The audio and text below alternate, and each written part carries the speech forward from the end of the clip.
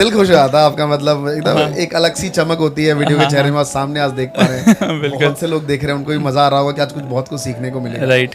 भाई सबसे पहला सवाल है कि यूट्यूब पे जब हमने आपकी स्टोरी जानने की कोशिश करी तो जो स्टॉक से समझ आया कि वहाँ से आप आए। यूट्यूब पे भी आपका करियर 6 महीने से है, ऑलमोस्ट इंस्टाग्राम पे भी इसी टाइम से होगा। हाँ यार ट्रेडिंग में कब से शुरुआत करी यार आपने? मैं आपको सबको यही बताता हूँ, मैं क्रिएटर बना हूँ एक्सीडेंटली। मैं पहले ट्रेडर हूँ, फिर क्रिएटर बन गया, वो भी गलती से।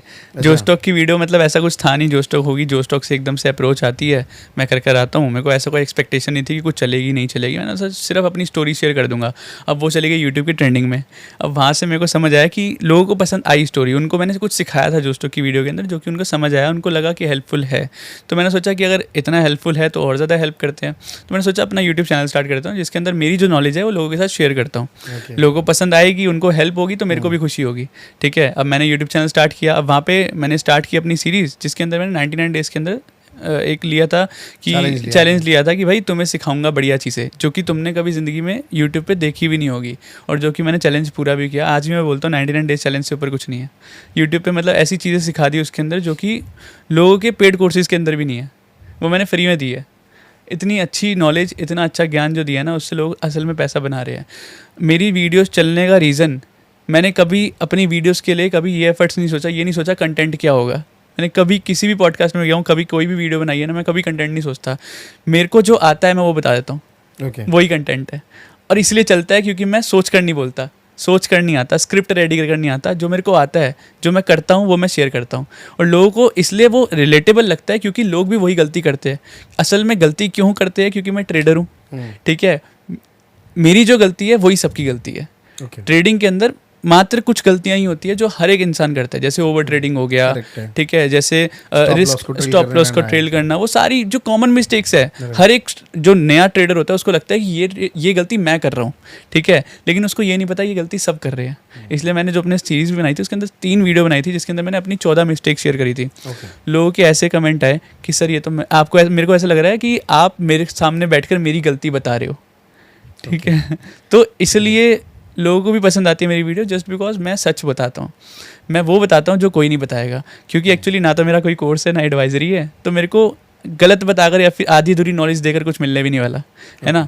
मैं दूंगा तो पूरा दूंगा, नहीं तो नहीं दूंगा। ये मेरा एथिक्स है, मेरे रूल्स है। ग्रेट यार। अभी मैं पूछने वाला था कि आपके मिस्टेक्स क्या है, बट आपने उसमें बताया। हाँ। अब क्या है ना, ज़्यादातर भारत में जो ट्रेडर्स हैं 95% ट्रेडर्स जो हैं एक्चुअल में जो बोलते हैं, उनके पास कैपिटल नहीं है। हाँ। अगर नाम में मैं कहूँ भी है भी तो एवरेज होगा उनके पास 10 से 15 हज़ार के बीच में। मुझे लगता है कि आपने उसमें एक मिसाल सेट करी है, बिकॉज आपने भी रिसेंटली एक नंबर बताया था 50,000 से आपने कितना नंबर बताया? आप बताओ यार। मैंने बनाया था 50,000 से 10 लाख रुपए। 10 लाख रुपए आपने बनाए, और उसका पीएनएल भी प्रूफ है। पीएनएल दिखाया है, वेरीफाइड पीएनएल भी डाल सकता हूँ मैं। कोई बोलेगा डाल देंगे यार, वो लोग कोई मांगने आएगा। हाँ। और मुझे इस पे व्यूज चाहिए भाई, है ना, दबा के बिल्कुल।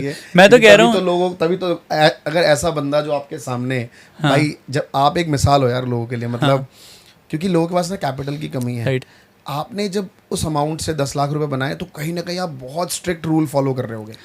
वो रूल थोड़े जानना चाहता हूँ मैं तो आपको ये तक बोल रहा हूँ, 50,000 से 10 लाख तो चलो आपने जैसे बोला ना, 95% के पास तो 10,000 से 15,000 होता है। करेक्ट। उसके पास 50,000 भी नहीं है, उसके लिए 50,000 एक बहुत बड़ा नंबर है। ठीक है, मैं तो ये तक आपको कॉन्फिडेंसली बोल सकता हूँ, मैं नेक्स्ट वीक के अंदर एक चैलेंज स्टार्ट कर रहा हूँ 10,000 से 1 लाख।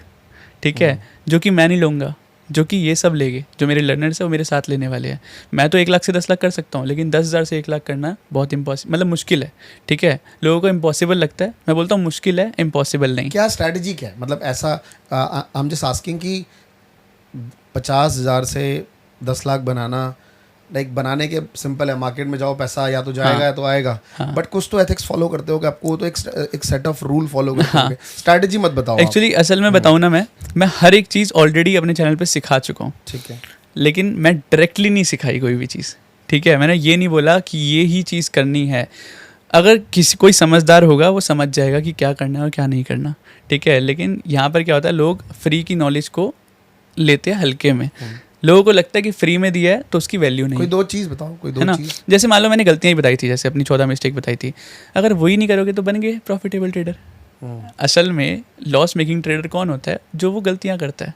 अगर आप वो गलती नहीं करोगे तो आप ऑटोमेटिकली उस श्रेणी से बाहर आ जाओगे। टॉप 2 मिस्टेक्स कौन सी थी आपकी? मैं समझता हूँ गलती होती है सिर्फ 2 रीज़न की वजह से। मैं हर एक पॉडकास्ट में बोलता हूँ ये चीज़। गलती मार्केट ही, स्टॉक मार्केट ही 2 पिलर्स के ऊपर खड़ी है, एक डर और लालच। ठीक है, डर और लालच के ऊपर ही पूरी स्टॉक मार्केट डिपेंड करती है। मार्केट में कोई भी ट्रैपिंग होती है वो इसी की वजह से होती है। मार्केट में आपका लॉस होता है तो भी इसी की वजह से होता है। मार्केट में प्रॉफिट होगा तो भी इसी की वजह से होगा। ठीक है, डर और लालच की वजह से ही मेरी होती है ओवर ट्रेडिंग, जो मेरी सबसे बड़ा जिसका मैं शिकार था, ओवर ट्रेडिंग। मेरे जितना प्रॉफिट नहीं होता था, जितना मेरा उससे ज़्यादा मेरे एक्सपेंस होते थे। ठीक है, जैसे चार्जेस होते हैं, ब्रोकरेज होती है ना, तो जितना मेरा प्रॉफिट नहीं होता था उससे ज़्यादा मेरी ब्रोकरेज बन जाती थी, ओवर ट्रेडिंग कर देता। ठीक है, एक दिन में लोग कहते हैं कि वो लेते हैं 50 ट्रेड, मैं तो 100, 150, 200 ट्रेड लेता है एक दिन में। ठीक है, 200 ट्रेड, मतलब कोई इंसान कह सकता है कि हर वक्त 200, 250 ट्रेड लेता था एक दिन में। अभी कितना लेते हैं आप? अब तो मुश्किल से दिन के अंदर मैक्सिमम मेरा 3 से 4 ट्रेड। ओके, मैक्सिमम 4 से 5 ट्रेड मैक्सिमम। 5 ट्रेड में क्या लाइक रेशियो क्या रहता है? इसके अंदर रेशियो रहता है मेरा कि जैसे मैंने 5 ट्रेड लिए तो उसमें से मेरे 3 ट्रेड रहते हैं प्रॉफिट में, 2 ट्रेड रहते हैं लॉस के अंदर। ठीक है, और जो लॉस होता है वो मेरे प्रॉफिट का 1/4 होता है। एक ट्रेड के प्रॉफिट का 1/4, दोनों लॉस मिला दोगे तो मेरे एक प्रॉफिट का हाफ भी नहीं होगा। यानी कि मेरा अगर मान लो 10 रुपये का लॉस हुआ है एक ट्रेड में, दूसरे में भी 10 रुपये का लॉस हुआ है, तो मेरा जो पहला प्रॉफिट होगा वही मेरा 50-100 रुपये का होगा। तो मेरा सारा लॉस रिकवर पहले ट्रेड में हो जाएगा। तो मेरे को अपनी स्ट्रेटजी के ऊपर इतना कॉन्फिडेंस है कि मेरा लॉस हो जाएगा, मेरे को कोई डर नहीं आएगा अंदर। मेरे को पता है 2 लॉस हो गए, तीसरा भी होगा तो कोई दिक्कत नहीं है, जब मेरा प्रॉफिट आएगा सब रिकवर कर देगा। क्या रिस्क रिवॉर्ड, मतलब ये जो नंबर सुन के कोई भी ट्रेडर ना मतलब सरप्राइज होगा कि भाई मतलब स्टॉप लॉस इतना छोटा, हाँ, प्रॉफिट इतना बड़ा, टारगेट इतने बड़े बना रहे हो, राइट। क्या एक रिस्क रिवॉर्ड में कोई तो रेशियो? हाँ, मैं तो आपको बताता हूँ कि देखो सिंपल सी बात है, मार्केट के अंदर अगर पैसा बनाना है तो आपको रिस्क ही मैनेज कर सकते हो, प्रॉफिट मैनेज कोई नहीं कर सकता। प्रॉफिट किसी के हाथ में नहीं है। हमें नहीं पता मार्केट कितनी ऊपर जाएगी कितनी नीचे जाएगी। हमारे हाथ में क्या है कि हम अपना लॉस कितना मैनेज कर सकते हैं, कितनी जल्दी निकल जाना है। एंट्री आपके हिसाब से एंट्री इंपॉर्टेंट है या फिर एग्जिट? नहीं, मुझे लगता है कि exit is more important. Exit is more important, that is correct. ठीक है, एग्जिट अगर सही ना हो तो आप बड़ा प्रॉफिट नहीं कर पाओगे, और एग्जिट अगर ठीक ना हो तो आप बड़ा लॉस कर जाओगे। ठीक है, एग्जिट इंपॉर्टेंट है, एंट्री इंपॉर्टेंट नहीं होती। एंट्री तो कोई भी कर लेता है, कहीं भी ले लेगा, कोई भी कहीं पे ले लेगा। निकलना कब है? प्रॉफिट में अगर 10,000 के हो तो 10,000 के प्रॉफिट में निकलना है, फिर 15,000 के प्रॉफिट में निकलना है, या फिर 5,000 के लॉस में निकलना है ना। कैपिटल वाइप आउट क्यों होती है? क्योंकि नहीं पता एग्जिट कैसे करनी है। करेक्ट है ना। तो मैं यहाँ पर बोलता हूँ कि अगर आपका स्टॉप लॉस जो है, अगर मान लो 20 पॉइंट का स्टॉप लॉस रहेगा, मैक्सिमम 25 पॉइंट का स्टॉप लॉस रहेगा, टारगेट रहेगा 100 पॉइंट का, आपकी स्ट्रैटेजी, लोग बोलते हैं 80% एक्यूरेसी वाली स्ट्रैटेजी प्रॉफिटेबल बनाती है, 90% वाली, मैं बोलता हूँ 50% वाली भी आपको पैसा देकर जाएगी। 50 मतलब 10 ट्रेड लिए, उसमें से 5 आपके रिवॉर्ड बढ़ा है तो 5 आपके लॉस में भी चले गए ना। मैं बोल रहा हूँ एक ट्रेड में 10 रुपये का स्टॉप लॉस है और एक ट्रेड में प्रॉफिट आएगा तो 100 रुपये का टारगेट है। ठीक है, मान लो आपके 10 में से 7 ट्रेड लॉस में चले गए, तो एक्यूरेसी हमारी स्ट्रेटजी कितनी रही? 30%। 30% एक्यूरेसी रही।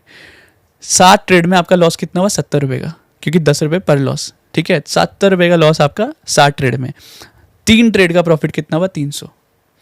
300 में से 70 के कितना बचा? 230। एट द एंड आप प्रॉफिट में हो। तो कौन कह सकता है? ये जो मिथ है, ये चीज़ें फैलाई गई है, मेरे को समझ आता है कि जिसको नॉलेज नहीं है उसने फैलाई है। ठीक है, कि हाई एक्यूरेसी वाली ट्रेडिंग स्ट्रैटेजी ही आपको प्रॉफिटेबल बना सकती है। नहीं, ऐसा कुछ नहीं है।